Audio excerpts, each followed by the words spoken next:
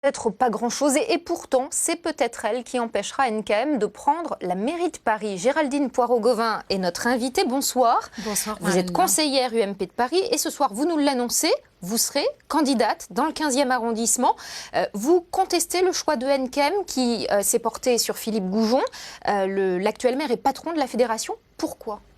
Oui, je serai candidate pour être maire du 15e arrondissement parce que je vais porter des valeurs et certainement pas pour faire perdre NKM. Je conteste son choix parce qu'elle nous explique, Nathalie, qu'elle va choisir le renouvellement avec un homme qui a été élu dans le 15e arrondissement il y a 30 ans. Il y a 30 ans, moi j'avais 7 ans. J'en ai 37 ans aujourd'hui et j'ai envie de défendre mon arrondissement. J'ai envie de porter surtout des valeurs. Pendant ce reportage, là tout à l'heure, on a parlé des élus qui habitent les logements sociaux. Et moi, j'ai envie de porter des valeurs pour mettre fin au clientélisme, fin aux avantages des élus. Vous avez eu des mots très durs avec Philippe Goujon. Hein. Vous l'avez même comparé à un dictateur nord-coréen, je crois, des pratiques de clientélisme. Lui, ce soir, il dit que vous êtes une ingrate, que c'est lui qui vous a lancé en politique. Alors d'abord, je ne suis pas en train d'attaquer Philippe Goujon. Je dis que Anne Hidalgo, d'ailleurs, qui réagissait dans le reportage, n'a rien fait pour empêcher le clientélisme non plus. Et les avantages des élus. Parce que ça fait 3 ans que je dénonce le fait que des élus qui sont conseillers de Paris ou adjoints au maire de Paris sont dans des logements sociaux. Et sinon, M. Goujon, il me dit que je suis peut-être ingrate, mais ça, c'est un comportement assez machiste, je trouve. Parce que forcément, les femmes politiques, selon ces hommes politiques-là, considèrent qu'elles ne peuvent pas réussir par elles-mêmes, par leur travail. Comment vous expliquez justement que Nathalie Kosciusko-Morizet, qui a martelé qu'elle voulait renouveler les candidats à Paris, ait choisi Philippe Goujon plutôt que vous ? Mais écoutez, je ne le comprends pas. Et d'ailleurs, je pense que c'est pour ça que cette campagne ne marche pas, parce qu'il faut quand même le dire. Moi, je ne suis pas celle qui va faire perdre Nathalie Kosciusko-Morizet. Elle est suffisamment grande pour perdre toute seule. Quand on sort, quand on fait des déclarations et qu'on dit qu'on a des états de grâce dans le métro, je suis désolée de dire que là, on n'est pas digne de porter le message pour les Parisiens. Oui, mais en divisant, en retombant dans les travers de la droite parisienne, cet arrondissement, le 15e, c'est un arrondissement clé.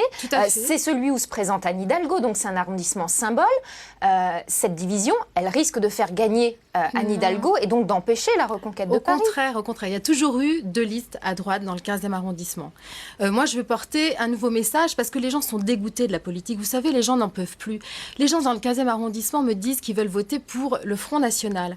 Et moi, je suis une solution. Justement, tous ces gens qui en ont assez des partis politiques traditionnels, qui ne croient plus... Parce que vous êtes proche de Jean-François Copé et de la droite forte. Parce que je suis une élue du 15e qui habite mon arrondissement. Je suis une maman du 15e. Je connais les difficultés, les problèmes des gens de cet arrondissement.